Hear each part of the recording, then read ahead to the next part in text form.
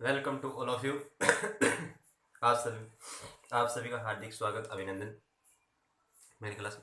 आज की class mathematics की होने वाली है, जिसमें सर नंबर सिस्टम की, जहां आपको लास्ट वाली क्लास में विभाजिकता का नियम का पूर्ण कर दिया था और उसमें अनेक प्रकार से क्वेश्चन होने वाले थे। उसमें 3-4 आपको क्वेश्चन भी कराऊंगा उसी के साथ, और कॉन्सेप्ट होने के बाद क्वेश्चन करिए जाएंगे। और इसमें अगले कड़ी के अंतर्गत जो भी आपके नंबर सिस्टम के शून्य पदार्थ किस प्रकार से निकल जाते हैं और एपी और जेपी के अंतर्गत में आपको बताया जाएगा।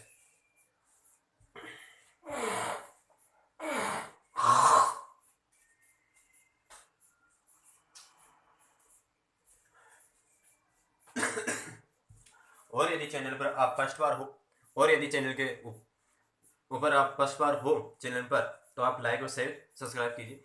और जो भी आपके अवगत मतलब कोई भी त्रुटिपूर्ण दोष पाया जाता है तो आप अवगत कराएं मुझे, ठीक है। और जहां आपकी क्लास किसी भी प्रकार की क्लास हो, उस क्लास को आप दृढ़ निश्चय से एक कंटिन्यूटी रखिए। जहां से भी आप किसी भी प्रकार से आप यदि किसी क्लास की कनेक्टिविटी रखोगे तो हमारे कॉन्सेप्ट क्लियर होने में आसानी रहेगी, और जिससे आप किसी भी प्रकार से दुविधा को झेलने के लिए आप परेशान नहीं होगी। लेकिन मैं आपको बता रहा हूँ, जहाँ के आप बीचों मतलब आप किसी क्लास को एक ले लेते हो और पीछे की फिर 2-3 दिन क्लासों को छोड़ देते हो, दूसरी क्लास लेते हो, तो वहाँ आपके कॉन्सेप्ट के क्लियर न होने की वजह से आप हर प्रकार की कंपटीशन की जो भी आप एग्जाम में बैठना चाहते हो वहाँ आपको बहुत दिक्कतें झेलनी पड़ती है। इसलिए आपका मुझे कहना का यही विश्वास है और यही मैं आपसे विनती करता हूँ, जो भी क्लास लो आप दृढ़पूर्ण और निश्चय से लिए, ठीक है। मैं अपना टाइम गवा न करते हुए मैं अपनी कड़ी नेक्स्ट पे चलता हूँ।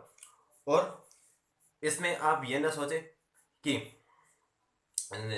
ये कंपटीशन की तैयारी करा रहा है तो बंदा इसमें कुछ और गड़बड़ हो रही है या त्रुटिपूर्ण नया बंदा है। लेकिन मैं आपके साथ दावे के साथ ये कह रहा हूँ, जो भी मैं यहाँ कंटेंट बोर्ड पर लाऊंगा वह एक सटीक रूप से जानकारी के रूप में लाऊंगा, विस्तृत जानकारी के रूप में। और मेरा उद्देश्य है कि आप तक अच्छी तरह से जानकारी, नॉलेज पूर्ण, कंप्लीट पूर्ण तैयारी कराना। तो यह समय को गवाते हुए मैं आपसे जो भी आपको मैंने विभाजिकता का नियम बताया, पूर्ण रूप से आपके 1.5 क्लासों के अंतर्गत मैंने 1.5 लेक्चर लिए थे, उसमें विभाजिकता का नियम पूर्ण रूप से अच्छी तरह से विस्तृत व्याख्या के रूप में समझाया था। अब उन्हें के आधार पर 3-4 क्वेश्चन भी थे, वो भी मैं उसी क्लास में डिलीवर कर दिया था। अब मैं 3-4 क्वेश्चन इसी और क्लास में करूँगा और फिर अगले नए कॉन्सेप्ट की ओर, नए सिरे की ओर चालू करते हैं। तो ठीक है, हम 3-4 क्वेश्चन के दौर पर गुजरते हैं।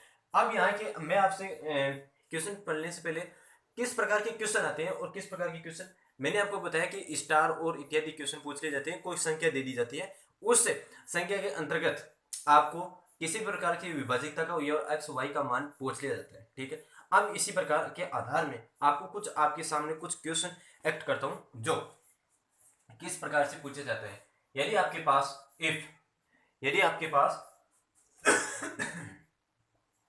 11 अंकों की यदि आपके पास 11 अंकों की कोई संख्या है, 11 अंकों की कोई संख्या है, जैसे 54, 32, x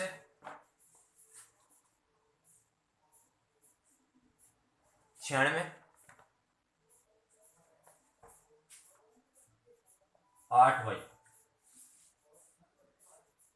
54, 32, 47, x 96, 8y, यह कोई संख्या है। इस संख्या को 90 से विभाजित किया जाता है। भाई यह कोई संख्या है, इसको आपको 90 से विभाजित करना है। किससे? 90 से विभाजित करना है।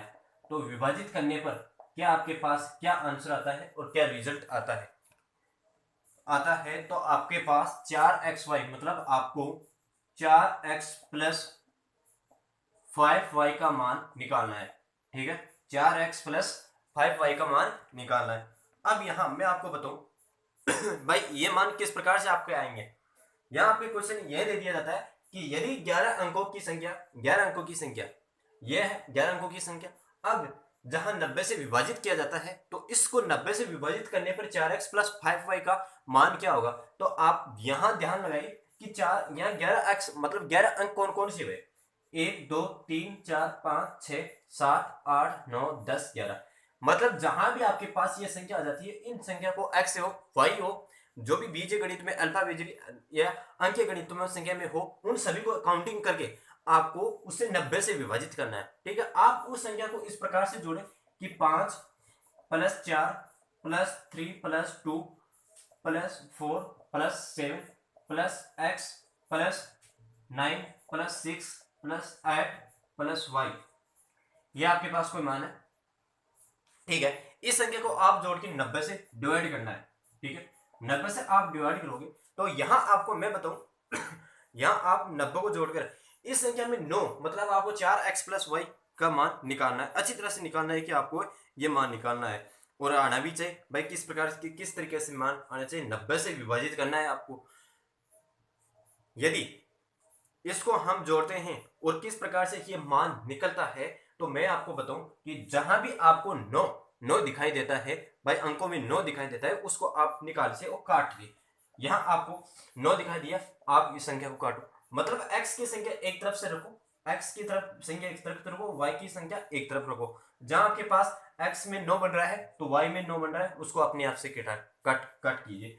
जहां आपके पास 3 6 बन रहा है तो यहां भी आप 6 से उड़ा दीजिए। ठीक है, कोई आपको कोई प्रॉब्लम नहीं है। अब इसी प्रकार आपके पास मैं बताऊं कि कोई संख्या आपके ऐसी जुड़ रही है जहां आपको 90 बनते हो, 9 बनती हो, पूरक कोण में बनती हो, तो वह संख्या किस प्रकार से काटा जाए कि वह उसको विस्तारित रूप से निकाल दिया जाए। अब यहां आप देखो, ध्यान देके देखो कि यहां 3 बच रहा है x में और यहां 8 + y बन रहा है, तो यहां 8 + x y बन रहा है, तो y का मान आप यदि देखो यहां आपके पास बन जाएगी 3x + 9, 3x + 9। अब यहां आप थोड़ा सा ध्यान लगा कि देखो कि हम 9 से विभाजित करते हैं।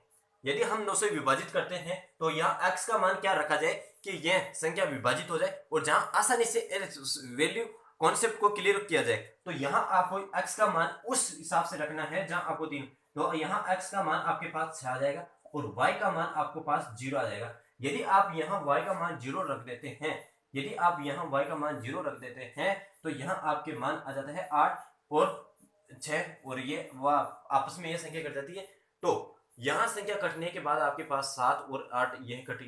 ठीक है, इस कटने के बाद आपको 3 + x, जहाँ 3 + x यहाँ निकाला, x + y का मान निकालना, तो x बराबर y है। अब यहाँ आपको यह मान निकालना, इस मान के अंतर्गत कौन सा है आपके पास, यहाँ x और y का मान निकाल के आपको पूर्ण ये सर्वसमीकरण थी, इसका मान निकालना है। अब आपके पास 4x का x का मान कितना है, x का मान देखो, x का मान कितना है, x का मान आपके पास 6 है, 4 × 6 + 5 × y का मान 0, तो 6 × 24 + 0, क्यों यहाँ 5 से 0 गुना, 5 से मल्टीप्लाई 0 को किया तो 0 आ जाता है और 24 ये मान आ जाते हैं। इस सर्वसमीकरण 4x + 5y का मान आपके पास सर्वसमीकरण मान 4 है। अब इसी प्रकार नेक्स्ट क्वेश्चन आपको बताऊं कि कोई x का मान होगा, उस x के मान में आपको कोई संख्या दी गई होती है, उस संख्या में भाई 11 अंक की संख्या है या 10 अंक की संख्या है, उसको डिवाइड करना है और उसको डिवाइड करने के पश्चात आपको जो सर्वसमीकरण दी जाती है उसमें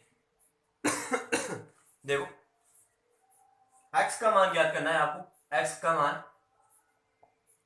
वैल्यू ऑफ फाइंड x, ठीक है, 7 अंकों की संख्या है और जो 72 से विभाज्य है, 7 अंकों की संख्या है जो 72 से विभाज्य है। अब 7 अंकों की संख्या कौन सी आ गई है आपको मैं बताऊं कि 1918786x2, ये कोई संख्या है जो 72 से विभाज्य है, 72 से विभाज्य है। यहां आपको क्वेश्चन दे दिया जाता है कि 91876x × 2, जहां आपको x का मान निकालना है जो 72 से विभाज्य है। अब मैंने आपको यह रूल सिखाया था कि जहां भी आपको इस 72 वाली संख्या का आप इसी संख्या का या x आप फैक्टर निकाले, जहां आपको कॉमन यानी को प्राइम मिले, तो आपको अभाज्य, भाई आपके पास वैल्यू क्या दे रखी है आपको, यही तो दे रखी है भाई, माइंड में कॉन्सेप्ट ये दे रखा है कि बेहतर है, अब बेहतर से विभाजित करना है। तो आप यदि इस संख्या को बेहतर से डायरेक्ट बेहतर से करोगे या कैलकुलेशन को करोगे तो बहुत कठिन जाएगी, तो आपको सरल से सरल करना है। अब सह अभाज्य यहाँ आपको मिलने को मिल सकता है कि 8 9 बेहतर, यानी 8 9 बेहतर। आप इससे 8 और 9 मतलब सह अभाज्य वह आती है जो क्रोम प्राइम कि वह संख्या जो एक तो खुद अपने आप में, ठीक है, एक तो वह खुद और किसी दूसरे अन्य संख्या से विभाजित न होकर एक तो खुद अपना बलबूत रखती है और एक दूसरे किसी अन्य संख्या से बलबूत रख के गुना मल्टीप्लाई करने से वह संख्या अपने आप को विभाजित कर जाती है। तो यहाँ आपको 8 और 9 इसके सहभाज्य 8 और 9 मिले। अब जहां आपको बड़ी संख्या मिल जाती है भाई, आपको जहां भी आपको बड़ी संख्या मिले इनको सहभाज्य संख्या में, उस बड़ी संख्या में आपको यह डिवाइड करना है, इसका योग करके उस संख्या का भाग करना है। जहां अगर आपको प्रश्न मैंने क्वेश्चन बताया वहां समझ में नहीं आ रहा है तो उस क्वेश्चन के हिसाब से समझिए। बड़ी संख्या रही को प्राइम बेहतर की इतने 72 की को प्राइम 8 और 9 है, इस संख्या का आप योग कीजिए या योग कीजिए कि क्या क्या थी वह संख्या। आपके पास यह संख्या थी 9 प्लस 1 प्लस 8 प्लस 7, ठीक है, प्लस 6 प्लस x प्लस 2। इसको आप 9 से डिवाइड कीजिए। आप इसको 9 से डिवाइड करोगे तो आपके पास कौन सी संख्या आनी चाहिए? तो मैंने आपको बताया कि जहां भी आपको 9 की संख्या मिले और योग 9 मिले वो आप संख्या को काट दीजिए और आपको 9 का मान, जहां आपको 9 मिले वहां आपको मान काट दीजिए। ये कटे 9 गए, ये 9 गए, ठीक है, और यहां ये कट हो गए।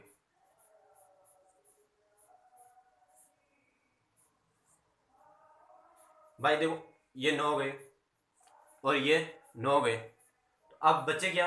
अब आपके पास बची 6 plus x by 9, 6 plus x 9। जहां आपको को प्राइम 9 क्यों काटा? 9 आपको सह अभाज्य मिला कि को प्राइम मिला, 9 आपको 9 संख्या से कटा।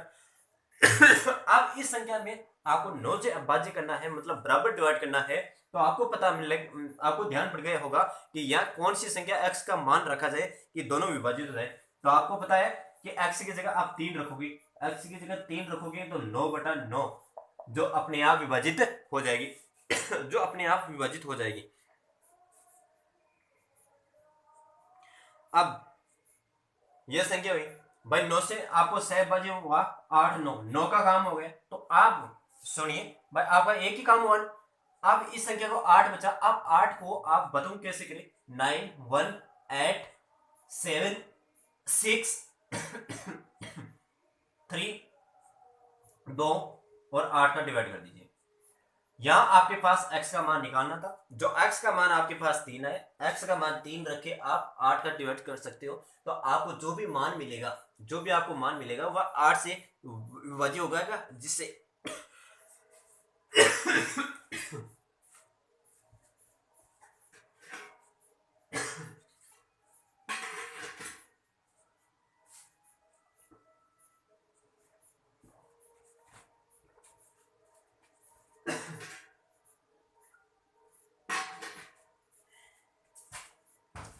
हाँ सॉरी 8 से विभाजित हो जाएगा। ये क्वेश्चन है। अब आपको मैं एक क्वेश्चन और बताऊं कि आपका नया कॉन्सेप्ट चालू होने वाला है, उस कॉन्सेप्ट को आप अच्छी तरह से डिवेलप कीजिए। मैंने आपको सबसे पहले क्या पढ़ाया? मैंने एक थोड़ी सी चर्चा कर लेता हूं। मैंने आपको क्या क्या पढ़ाया? मैंने आपको नंबर सिस्टम में सबसे पहले संख्याओं की जानकारी या संख्याओं के साथ खेलना किस प्रकार से खेला जाता है वो बताएं। फिर संख्याओं के प्रकार जाने, भाई कौन कौन सी संख्या आती है, प्राकृत संख्या को क्या कहते हैं, रूल संख्या को क्या कहते हैं, अनेक प्रकार के संपूर्ण संख्या को क्या कहते हैं, नंबर सिस्टम क्या होती है, अनेक प्रकार की व्याख्या की। उसके बाद मैंने उन संख्याओं के फैक्टर यानी अभाज्य गुणनखंड किस प्रकार से निकाले जाते हैं, उस फैक्टर के योग और संख्या किस प्रकार से निकाली की जाती है। फिर ऐसे अगला नेक्स्ट कॉन्सेप्ट आता है कि विभाजिकता का नियम किस प्रकार से आता है। उस विभाजिकता का कॉन्सेप्ट के आने के बाद मैं आपको कुछ ऐसी चीजें फैक्ट बताया जिसे आप उससे क्वेश्चन भी कर सकते हो। अब मैं आपके सामने एक ऐसा कॉन्सेप्ट रखना चाहता हूं जो हमेशा हर एग्जाम के लेवल में दृष्टिकोण और नंबर सिस्टम के मात्र भूमिका निभाने वाला, मतलब बहुत ही भूमिका निभाता है। तो हर कॉन्सेप्ट और हर क्वेश्चन के पीछे बहुत मेहनत लगती है, बहुत मेहनत से मैं आपको हर चीज करा रहा हूँ। मेरा उद्देश्य ये है कि जो भी मैं यहाँ करा रहा हूँ वो सब अपने आप अपने ऑनलाइन के माध्यम से, अपने मोबाइल फोन के माध्यम से अच्छी तरह से क्लास ले। और जहां तक बात बने बाय पीडीएफ, तो मैं कह रहा हूं कि आपको पीडीएफ की आवश्यकता नहीं है। जहां भी मैं और मेरी राइटिंग को सुधारूंगा, सुधारूंगा, लेकिन जहां आप सुन रहे हो आप सुन रहे हो और मैं पढ़ा रहा हूं यहाँ, तो आप अपने माइंड को, आप पूरे लेक्चर को एक साथ सुनिए। आप लेक्चर को माइंड फ्रेश होकर सुनिए। अस लेक्चर के अंतर्गत जो भी आप माइंड फ्रेश सुनोगे तो आपको एक्टिविटी, हम यही बात है जहां तक हम अपनी रियल मतलब रील्स एंड मूवी इत्यादि चीजों को देखते हैं तो हम पूरे ऑटोमेटिक प्रोग्राम हमारे सेट हो जाता है। क्यों देखते हैं? यदि हमारा माइंड केंद्र वहां एकत्रित हो जाता है और जहां आप अन्य प्रकार की एक्टिविटी को आसानी से मूवी के हर पार्ट को, हर डिविजन को, रिएक्शन को आप बता सकते हो। तो इसी प्रकार आप पढ़ाई को भी एक मूवी के रूप में मानिए। मूवी के रूप में आप यदि उस पढ़ाई को करोगे तो आपको बहुत ही बेनिफिट रहेगा।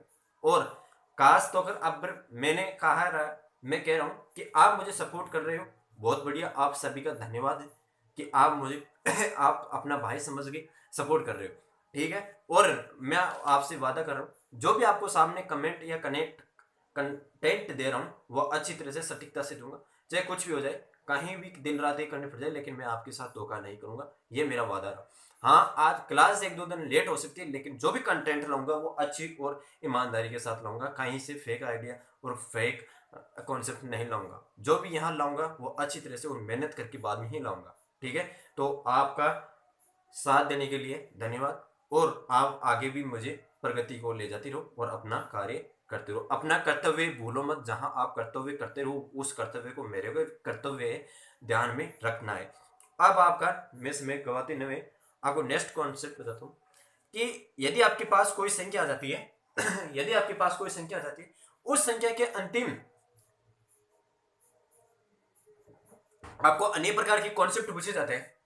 भाई विभाजितता का नियम क्या आता है और इत्यादि का नियम क्या रहता है। इसी प्रकार लास्ट के इकाई डिजिट अंक भी पूछे गए थे, मैंने लास्ट डिजिट अंक भी पूछे गए थे, वो भी निकाले गए। अब यहां दूसरी बात और आ जाती है कि अंतिम स्थानों पर भाई कोई संख्या है, उस संख्या के अंतिम स्थानों पर या कोई संख्या आपके अनंत तक गई, अनंत तक गई, उस अनंत तक जाने वाली संख्या के लास्ट में जितने भी कितनी बार संख्या, मतलब मैंने आपको बताया था कि पहले कितने अंकों का प्रयोग किया गया है उस संख्या में, तो यहाँ भाई कोई संख्या है उसमें कितने जीरो का प्रयोग किया गया है।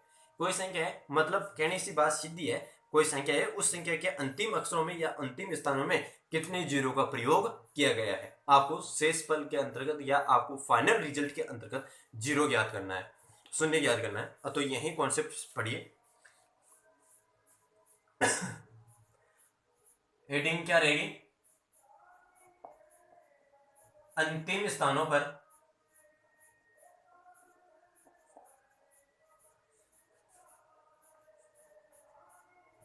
अंतिम स्थानों पर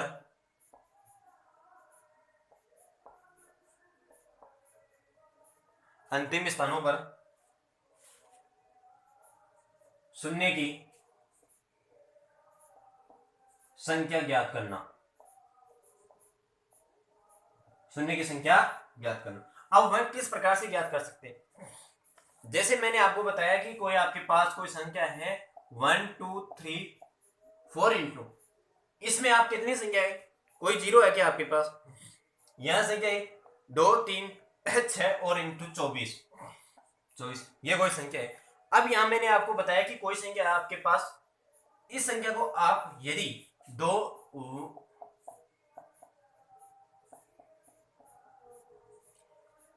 24 इंटू 5 120, अब ये कोई 120 संख्या है, इसमें कितने अंकों का या कितने शून्य का प्रयोग किया गया है?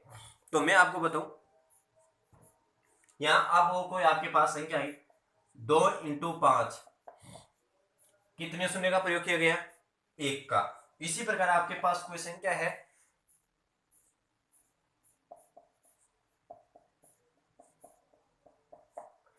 2 इंटू 2 और 5 इंटू 5, यानी 25, 25 होगा 100, यानी 100, यानी 2 शून्य का प्रयोग किया गया है ना लास्ट के 2 अंतिम अंकों को।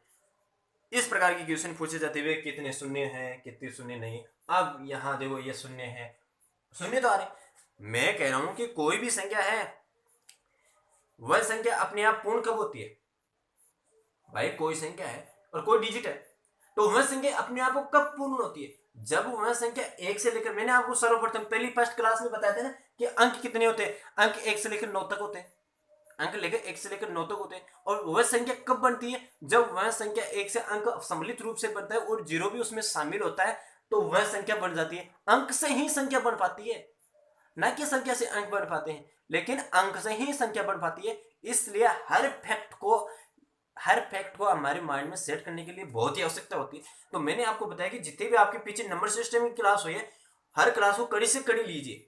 अब इसी प्रकार पिछले मैंने त्रिकोणमिति के 8 या 9 लेक्चर बनाए, वहां भी कड़ी से कड़ी जुड़ी हुई है और मेरी यही खासियत है कि मैं कड़ी से कड़ी पढ़ाऊंगा चाहे कुछ भी हो जाए। तो यहां आपको बताया जो भी हुआ। अब इस प्रकार के क्वेश्चन आते हैं। अब मैं आपको क्वेश्चनों के आधार पर समझाऊं भाई किस प्रकार से बताया कि उदाहरण बताया कि इसमें देखो मल्टीप्लाई करने पर लास्ट के अंकों में जीरो तो आ रहा, पर जीरो आएगा तो ही मल्टीप्लाई होगी ना।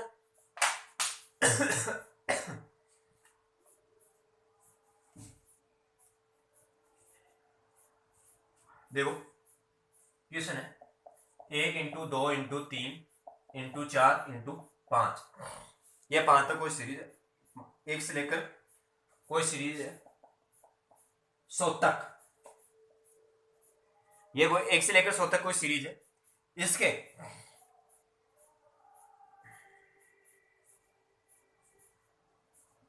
100 तक गुणा किया जाए, 1 से लेकर इसी संख्या को 100 तक गुणा किया जाए। देखो एक बार क्वेश्चन लिखा जाऊंगा, पूरा क्वेश्चन लिख दूंगा एक बार, फिर आप समझ आना, वो सीरीज लगाते आप समझ आना भाई कि क्या पर्सन पूछना चाहता है और मैं बोल रहा हूं उस विशेष ध्यान दीजिए। गुणा किया जाए तो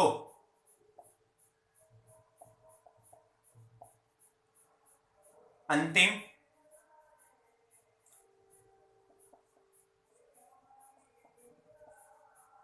स्थानों पर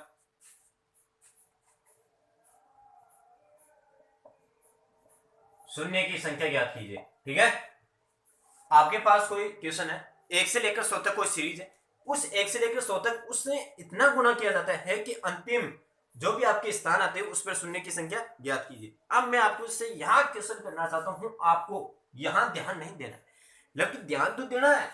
यहां 1 से लेकर 100 तक सीरीज यही ध्यान रखना है भाई, 1 से लेकर 100 तक है।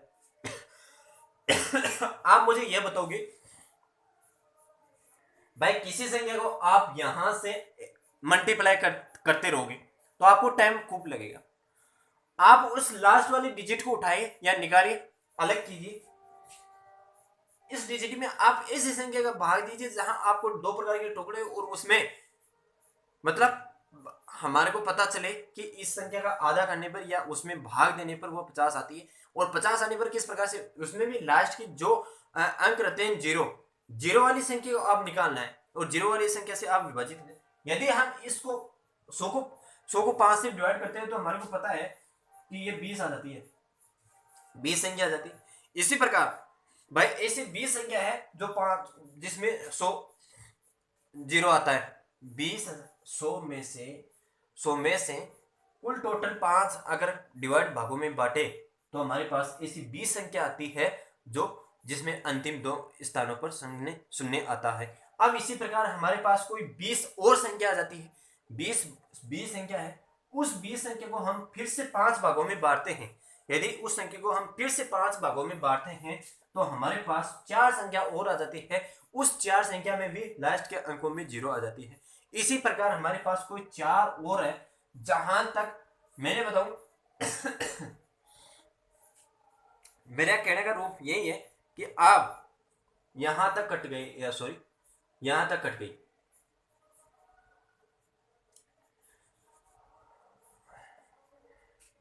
ये कुछ समझ में आ रहा है आपको? टोटल 24 आ गए। ये मैं समझाऊं इस क्वेश्चन को कैसे समझना है।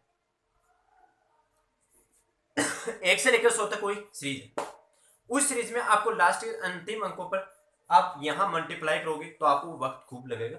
उस वक्त से बचने के लिए आपके अंतिम स्थान के अंतिम डिजिट को उठाइए। उस अंतिम डिजिट को उठाने पर आप 100 उठाए। उस 100 में आप इस प्रकार से टुकड़ा कीजिए कि मैं न्यूनतम से न्यूनतम संख्या को, और जिस प्रकार एलसीएम एचसीएफ होता है उसी प्रकार आप न्यूनतम से न्यूनतम संख्या को उठाइए। आप न्यूनतम से इस भाग को इस प्रकार से टुकड़े किए कि आपको आसानी रही। आपने उसमें 5 का भाग दे दिया, ठीक है, 5 का भाग दिया तो आपके पास 20 संख्या ऐसी है जिसमें 20 संख्या ऐसी है जिसमें आप अंतिम 2 स्थान पर मतलब 0 आता है। अब यहाँ 0 आ गई तो आपको पता है भाई यहाँ 0 आ गई तो यहाँ भी लास्ट 0 है और 20 संख्या है, तो आप इससे 5 से गुना किए। आप 5 से गुना किए, डिवाइड किया, क्यों किया? क्योंकि लास्ट अंक 0 है। अब गुना किया तो आपके पास 4 ऐसी संख्या है जो 20 में 5 का भाग देने पर 4 बार संख्या आती है, 4 उसमें अंतिम अंक 0 आता है। तो यहाँ आपको इस टोटल को करके आपको निकालना है। वो आपका मतलब इसका क्वेश्चन हुआ कि 1 से लेकर 100 तक गुना किया जाए तो अंतिम स्थानों पर शून्य की संख्या 24 होगी।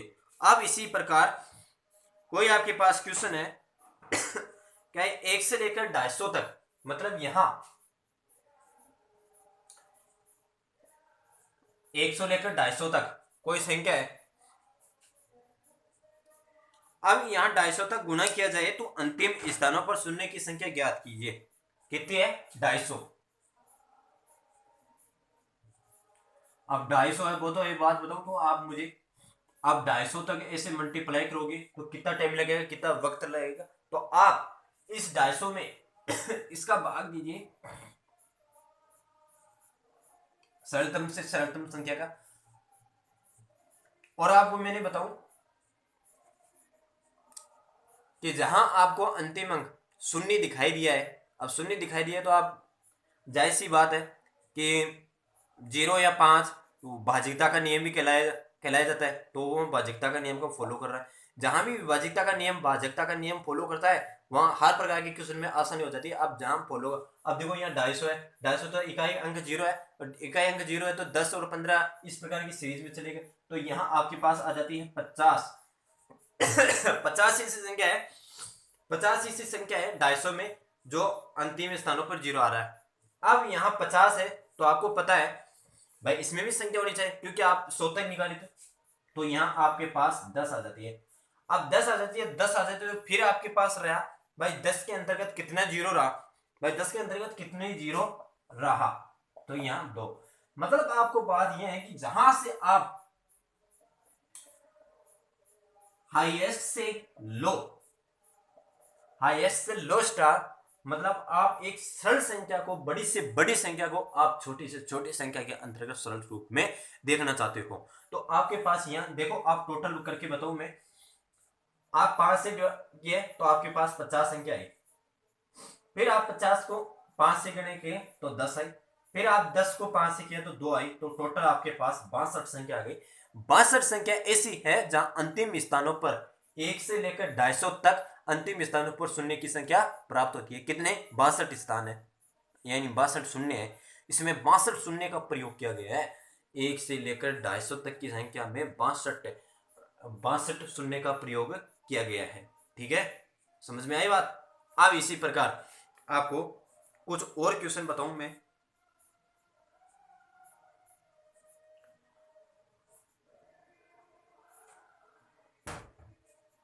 यह कोई संख्या आपके पास है,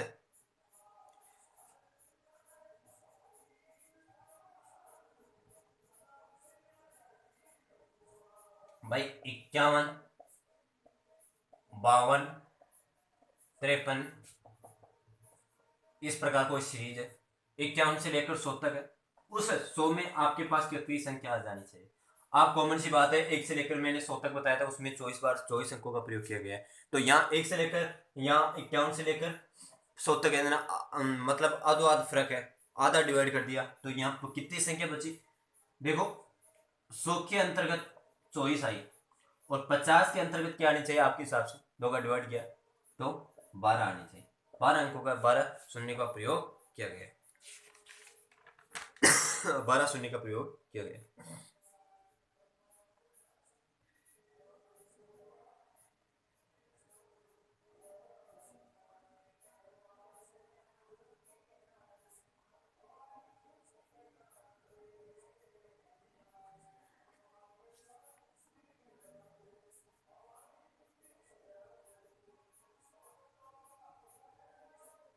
अब एक नेक्स्ट क्वेश्चन, यहाँ आपको बहुत ही बढ़िया और इम्पोर्टेंट क्वेश्चन है, उसमें इसी का है, इसी कॉन्सेप्ट का, कि अंतिम स्थानों पर शून्य की संख्या ज्ञात कीजिए।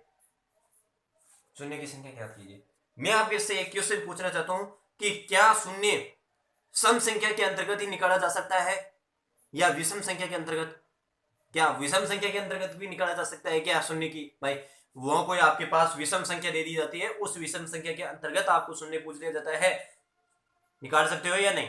नहीं निकाल सकते, कभी भी नहीं निकाल सकते। जहां तक भी आप कहीं भी दिखाओगे वहां विषम संख्या में आपको कहीं भी नहीं मिलेगा, जबकि सम ही संख्या में मिलेगा। आप कैसे? मैंने आपको बताया कि विभाजिकता का नियम या 5 का नियम वो किन पर लागू होता है? सम संख्या पर, और 0 और 5 से और 10 से, मतलब 5 के गुणज से लागू होता है। वहां मुझे यह बताओ कि क्या आपके पास सम संख्या, क्या विषम संख्या थी या सम संख्या थी? वहां सम संख्या थी और उसी में वो फॉलो कर रहा था, सम विषम संख्या पे फॉलो नहीं कर रहा है।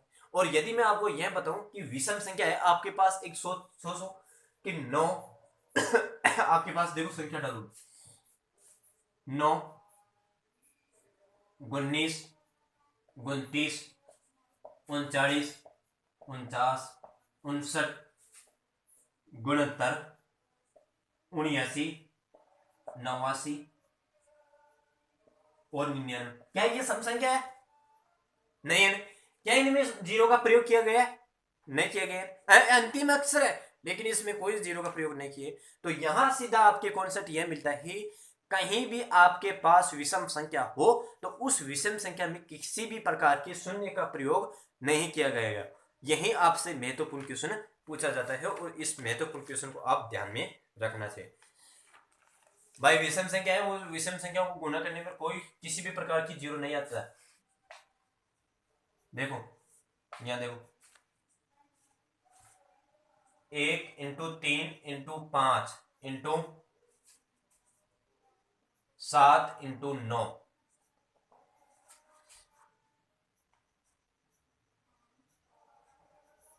अंतिम 99।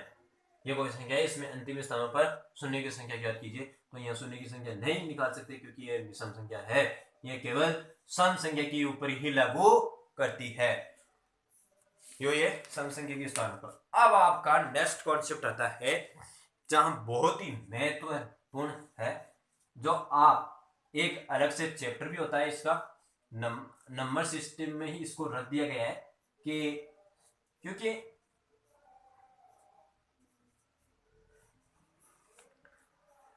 नंबर सिस्टम एक ऐसा चैप्टर है जहां हर प्रकार की संख्याओं के अंतर्गत विभेद या जानकारी को प्राप्त करने के लिए और यह जानकारी देने में लिए सक्षम है। तो अनेक प्रकार की संख्याओं का ज्ञान करवाना भी इसका चैप्टर का एक उद्देश्य होता है कि हम किस प्रकार से इस संख्या को एग्जिट कर सके और अगले बंदे ने किस प्रकार के ऑब्जेक्ट करवा सकते हैं। तो आपको कुछ मैं 2 कॉन्सेप्ट और बता रहा हूं जिसमें आपने एपी और जेपी, मतलब जीपी और एपी, एपी व जीपी, समांतर श्रेणी और गुणोत्तर श्रेणी, अर्थमेटिकल प्रोग्रेस एवं ग्रेविटी, यही है ना गुणोत्तर श्रेणी।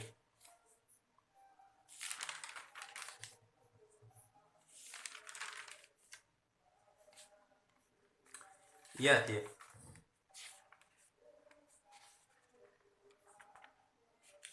जहां आपके इस चैप्टर के अंतर्गत सर्वाधिक एपी का प्रयोग किया जाता है, मतलब समांतर श्रेणी।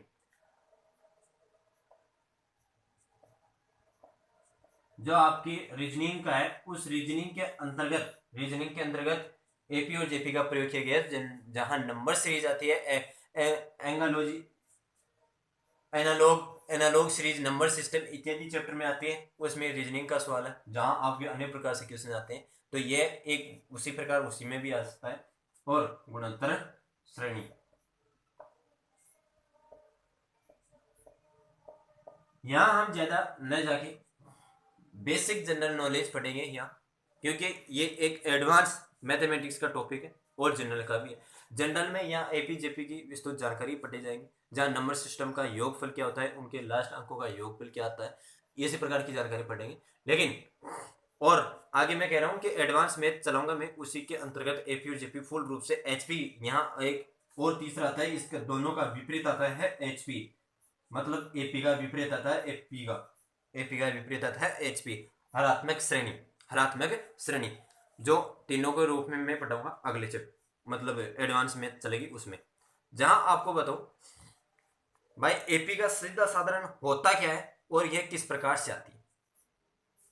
अब यहां आपको बताऊं कि समांतर श्रेणी क्या है। समांतर श्रेणी किसी भी प्रकार से, या समांतर श्रेणी, आप समांतर को श्रेणी न मान के आप समांतर मानो, तो समांतर का अर्थ क्या होगा,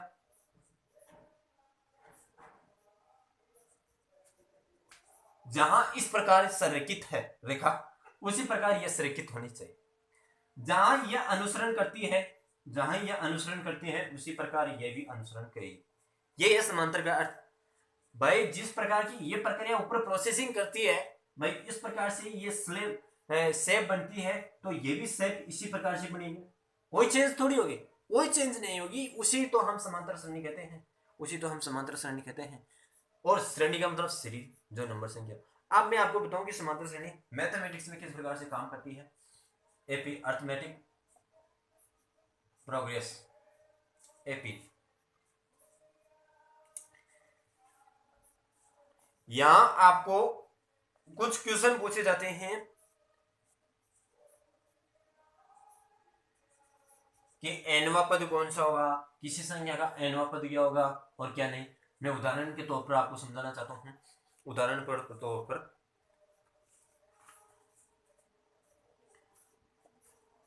टीएन एनवा पद, ठीक है, किसी श्रेणी का एनवा पद, A plus N minus one D, ये फॉर्मेट है, ये सूत्र है, इस सूत्र को याद रखना है आपको। ए प्लस एन माइनस डी, यहां आपको बताऊं कि ए क्या है, ए यहां है प्रथम पद, ए आपका प्रथम पद है, एन नंबरों की संख्या, मतलब जहां आपको नंबर सीरीज है, यानी एनवा पद, अंतिम या एनवा पद कौन सा है, यहां डी सार्वंतर। अब सार्वंतर, सार्वंतर मतलब कॉमन डिफरेंस, कॉमन डिफरेंस, जो कोई भी लंबी सीरीज चलती है उस सीरीज के दो किन्हीं दो नंबर संख्याओं के अंतर्गत कितने प्रकार का अंतर है, या गठाए जोड़ पे कितने प्रकार के अंतर रहता है, उसी को हम कॉमन डिफरेंस बोलते हैं। अब यहां मैं आप क्वेश्चन के आधार पर समझाना चाहता हूं। आपके पास कोई श्रेणी है, क्वेश्चन है आपके पास कि 2, 6, 10, 14, 18, 22, 18, 22,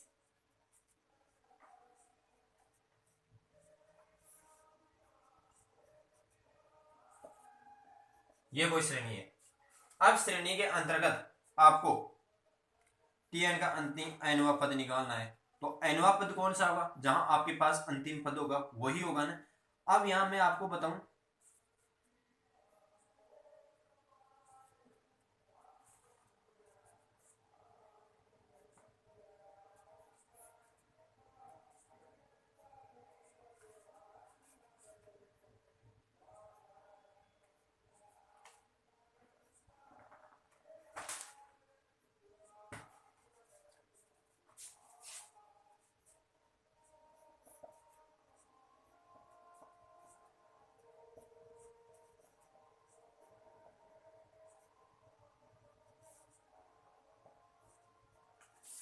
ये कोई सीरीज है, इसमें आपको 12 पदों तक का मान बताना है, ठीक है, 12 पदों का मान बताना है। यहाँ आपके पास ये प्रथम पद आ गया, प्रथम पद आ गया जिसे ए बोलते हैं। यहाँ आपके पास सारांतर गिना जाता है, तो 6 में से आप सारांतर किस प्रकार से निकाला जाता है, सारांतर को डी डी बोलते हैं डिफरेंस, यानी D2 से D1, जहां आपके पास 6 और 2 यानी सारांतर 4 आ गए, यहाँ सारांतर 4 आ गए। तो यहाँ आपके पास इस फॉर्मेट के अंतर्गत निकालना है, इस फॉर्मेट के अंतर्गत आप निकालोगे तो इसका एनवा पद कौन सा हो गया, 12 पद, तो T12 अंतरिम terms of last numbers, terms of last, तो यहाँ 10 बराबर 1, यहाँ कितना है 2, प्लस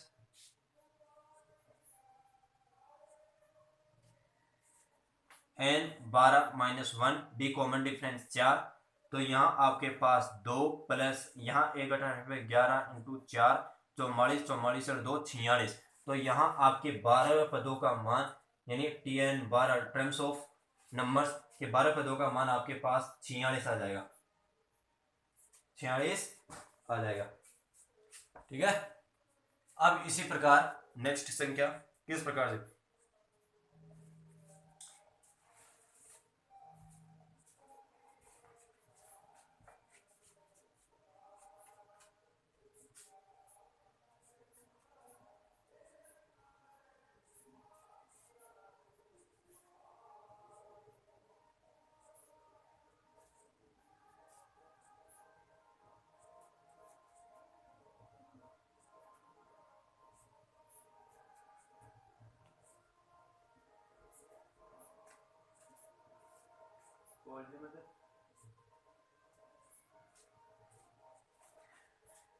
अब नेक्स्ट करिए यहाँ, अब यहाँ आपको श्रेणी पूछ रहा है, एनवा पद पूछ रहा है, तो आपको इस एनवे पदों के योगफल पूछना जाता है कि कोई आपकी श्रेणी है उसके अंतिम पदों का योगफल बताइए। किसी समांतर श्रेणी के योगफल, समांतर श्रेणी के एन पदों का योगफल, मतलब एन पदों का योगफल, यहाँ आपको टर्म्स पूछा जाता है कि कितने पद आएंगे। अब यहाँ इन पदों का योगफल पूछ लिया जाता है कि किसी समांतर श्रेणी के एन पदों का योगफल बताइए।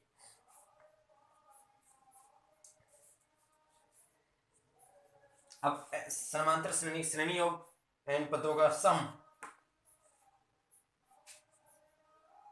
नंबर्स ऑफ सम, तो इसका सूत्र आता है आपके पास n/2, n/2 2a plus n-1d, वही है जहां बस आपको 2a का ध्यान रखना है। अब यहां आपके पास कोई संख्या है जहां 2 4 6 2 4 6 2 6 10 12 46, ये 46 पदों तक है जिसमें 12 पदों का योगफल निकालना है, 12वें पदों का योगफल निकालना है।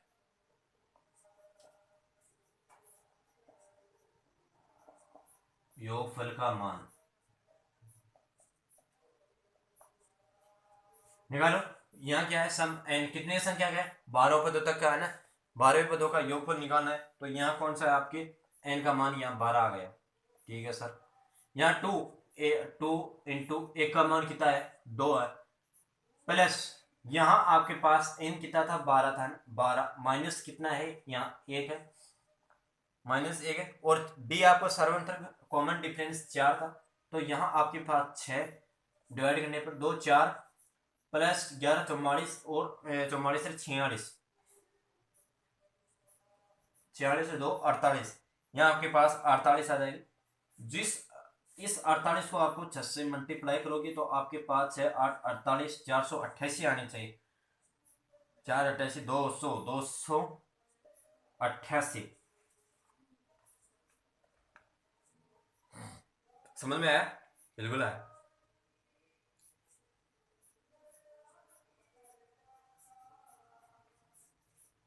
वही आपके पास श्रेणी दे दी, उसमें पद भी दे दिया।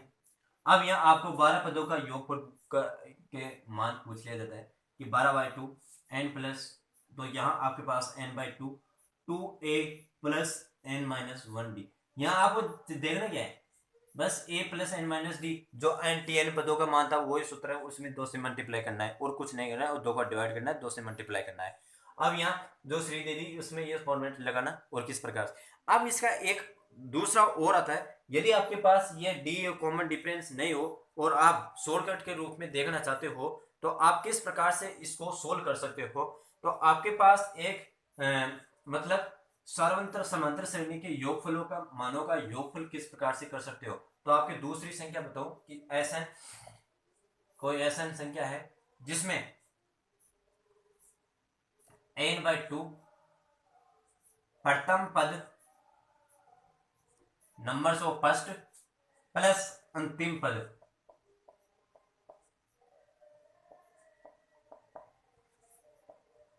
लास्ट और फर्स्ट पद, जिसमें नंबर ऑफ टर्म्स में एपी के पदों की संख्या ज्ञात करना है। अब आपको बताऊं कि यहां नंबर लास्ट पद कौन सा था।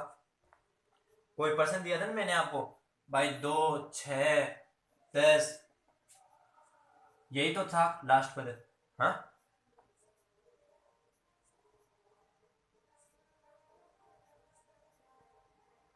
ये होता है, लेकिन इस सूत्र को और डिफाइन करते हैं तो n/2 जहां से आपको पास लास्ट पद उसमें से लास्ट इक्वेशन में से फर्स्ट इक्वेशन को निकालना है। अब लास्ट पद कौन सा था, यहाँ 46 था, ठीक है सर, यहाँ 46 था। फर्स्ट कौन सा था, यहाँ 2 था, 2 था, यही था, 2 ही था। अब उस संख्या के अंतर्गत आपको निकालना है कॉमन डिफरेंस। जो यहां समझाऊं मैं आपको, लास्ट फर्स्ट जिसमें 4 का सारांतर यानी डी और +1, लास्ट फर्स्ट कॉमन डिफरेंस +1, ये फॉर्मेट है जिसमें अब यहाँ आपके पास लास्ट पद ये हो गया, फर्स्ट पद ये हो गया, जिसमें डी का डिवाइड करना है कॉमन डिफरेंस और +1। तो यहाँ लास्ट पद कौन सा था, 46 था, ठीक है। फर्स्ट पद दूसरा था, यहाँ कॉमन डिफरेंस कितने का आ रहा है, कॉमन डिफरेंस यहाँ आ रहा है 2 का, मतलब 4 का, और प्लस में 1 जोड़ना है, ठीक है, यही करना था। अब यहाँ n/2, n/ कितना है 12 और यहाँ 6, ठीक है, 2, यही फॉर्मेट था ना भाई, यही फॉर्मेट था इसी के अनुसार। अब मैं यहां बताऊं एक बात कि यहां इस प्रकार से फॉर्मेट आना था, क्या ये सही है क्या भाई? मैं आपको ये पूछ रहा हूं कि यह सही है क्या, n/2 यहां आना चाहिए या नहीं आना चाहिए? n/2 यहां आना चाहिए या नहीं आना चाहिए? यहां नहीं आना चाहिए। यहां तब आना चाहिए तब आप या लास्ट पद और फर्स्ट पद का आप उपयोग कर रहे हैं, तो यह n/2 का प्रयोग नहीं होगा। इसलिए आप n/2 का प्रयोग ना करके लास्ट पद और फर्स्ट पद का प्रयोग करके कॉमन डिफरेंस और +1 का प्रयोग करके ही आप n पदों का योगफल निकाल सकते हो। लेकिन जबकि आप यदि n/2 का प्रयोग यहाँ शुरुआत में कर दोगे तो आपका प्रश्न गलत कर बैठेंगे। और मैंने इस प्रश्न को इस प्रकार से गलत किया, जानबूझकर गलत इसलिए किया कि जहां बच्चे की गलती होती है, जहां भी आप हम एज स्टूडेंट किस प्रकार से गलती करता है, वहां इसी प्रकार की गलती करता है। तो इस गलती से बचने के लिए मैंने आपको ये एक गलती का आपको बताया, भाई यहाँ गलती कर सकते हैं, ठीक है, इस गलती का यहाँ प्रयोग नहीं होगा, n/2 का प्रयोग नहीं होगा। अब यहाँ आप बताइए मुझे, अब यहाँ बताइए 46 में से 2 गए 44, 44 +1, हाँ भाई 44 +4 +1 11 और 1 +11 +1 12 पद आ गए, 12 पद, कितने पद आ गए, 12 पद आ गए, यही क्वेश्चन था। अब इसी प्रकार आपको मैं बताऊं और क्वेश्चन आता है आपके पास, भाई कोई श्रेणी है उसमें आपको पदों का मान निकालना, भाई उनका पद कौन सा है कौन सा पद नहीं है, इसी प्रकार क्वेश्चन से निकालना है। 3, 8, 13, 18, 23 इस श्रेणी का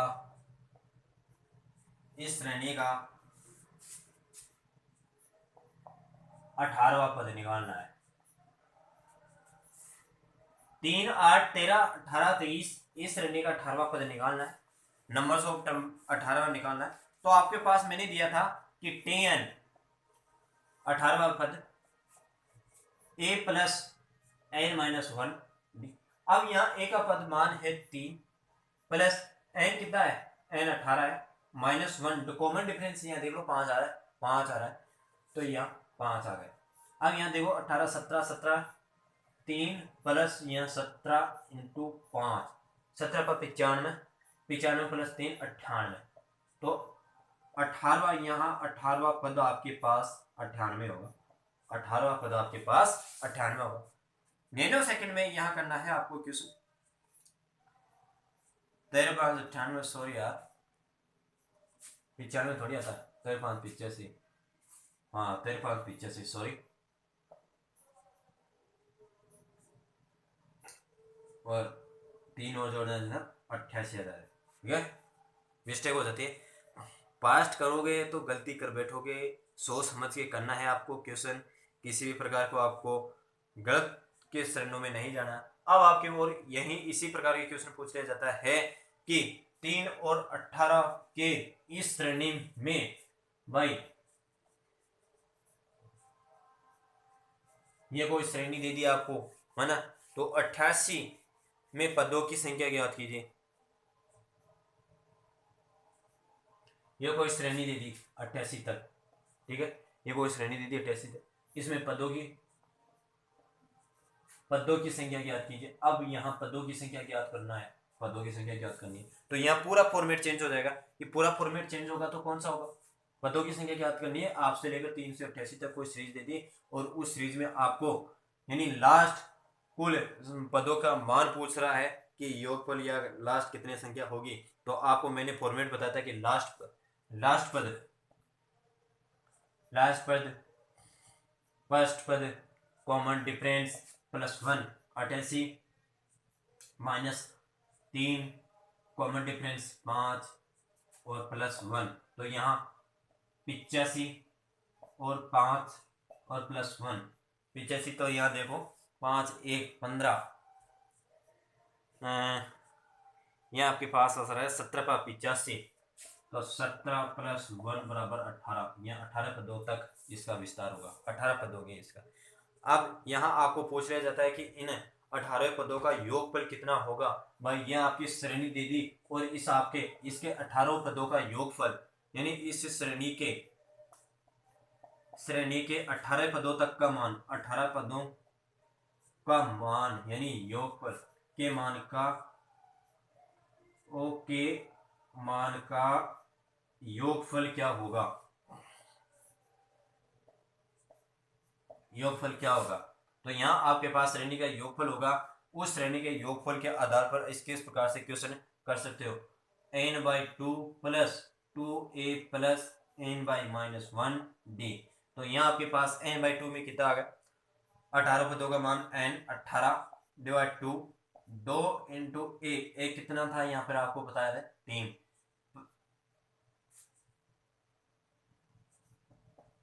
कॉमन डिफरेंस 5, यही था ना, कॉमन डिफरेंस 5 यही था। अब यहाँ इनका योगफल पूछ रहा है, तो 9 × 6 और 17 × 85, तो 9 × 6 = 54 × 85, 5 होगा 20, 5 होगा 20, और थोड़ा सा याद रहे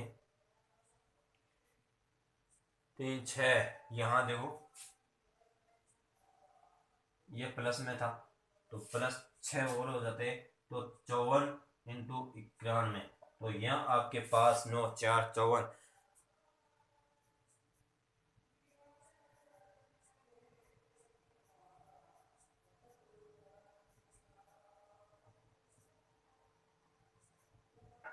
नो ही रहेगा, गुणा क्यों कर रहे हो फिर इसको।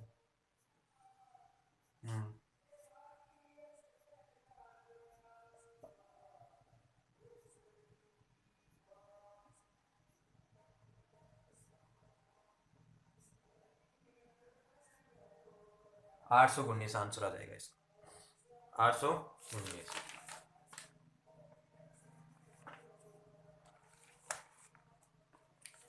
अब आज इसी मेरी वाणी को विराम यहीं करता हूँ, मेरी क्लास को यहीं रोकता हूँ। और जो भी अगले कॉन्सेप्ट होगा उसमें ये क्वेश्चन सीरीज चलेगी नंबर सिस्टम में एपी की जो भी सीरीज चलेगी वो लगातार चलती रहेगी, सीरीज भी चलेगी, साथ अगले कॉन्सेप्ट भी किए जाएंगे। भाई इसमें अलग कॉन्सेप्ट कौन से आएंगे, अब वे भागफल यानी प्रायिकता की समय सर्वसमयिका भी आएगी यहाँ। तो आपको ध्यान में रखते हुए हर प्रकार के क्षेत्र में हर प्रकार की उन्नति करनी है आपको। और जो भी मैंने क्लास दी है उस क्लासों को आप अच्छी पूर्वक ध्यानपूर्वक शांति से लीजिए और हर प्रकार के कॉन्सेप्ट को क्लियर कीजिए। ठीक है, धन्यवाद। और बड़े बुजुर्गों और छोटों को तोड़ो सहायता कीजिए, हर प्रकार की सहायता हमारे को भी करनी चाहिए। जो भी आपसे देखो पढ़ाई भी होती है, पढ़ाई के साथ यदि हम दैनिक नैतिक कर्तव्य भी मॉरल नेचुरल भी देखते हैं तो वो भी निभाना चाहिए। यदि हम घर वालों की परिस्थिति को समझ के हर काम को अपने दिल मन लगा के शांति से करेंगे तो हमारा काम भी अच्छी तरह से और उन्नति की ओर बढ़ेगा, तो हमारा मन और काफ़ी संतोषजनक रहेगा। तो हमारी हर चीज़ को कॉन्सेप्ट करने, हर चीज़ को ध्यान में रखते हुए हर चीज़ों को अपने माता पिता की आवाज़ को और अपने माता पिता के सर को फख्र में बदलना है मेरे यार। कभी भी आप कभी भी टेंशन मत लो, हर कंपटीशन के क्षेत्र में ये तो देखो फेल होना और पास होना ये तो दो पहलू है। किसी बंदे को सफलता लेट मिल सकती हो, किसी जल्दी मिल सकती है। यदि ये कोई बात नहीं है कि जल्दी मिल सकती हो तो उसके कुछ जो लेट मिल रही है उसकी सफलता उसको लेट मिल रही है वो कुछ नहीं कर सकता, कर भी सकता है, वो भी कर सकता है। लेकिन जहाँ बच्चा मजबूत होकर अपना कार्य इकाई को देता है वो तपता है, उसे हर चीज़ को मालूम होता है कि किस प्रकार से कंपटीशन के क्षेत्र में गुजरा जाता है। तो मेरा कहने की राय ये है, जो भी आप पढ़ना चाहते हो वो एक पूर्ण एकत्रित होकर पढ़िए जिससे आपकी भी शांति वातावरण होए और आप बरबर में किसी और कहीं पर भटकने की आवश्यकता नहीं पड़े। आप एक बार मेहनत लगा लीजिए और उस मेहनत का आप पूर्ण रूप से उस समय का सदुपयोग कीजिए, ना कि दुरुपयोग। ठीक है, और जहां अब मेरे पीछे से जो भी क्लासें रही है उस क्लासों को आप लगातार लीजिए और यदि चैनल पर आप फर्स्ट बार हो तो लाइक और सब्सक्राइब शेयर कीजिए और कोई भी त्रुटिपूर्ण दोष पाई जाती है तो आप मुझे अवगत कराइए। ठीक है, थैंक्स।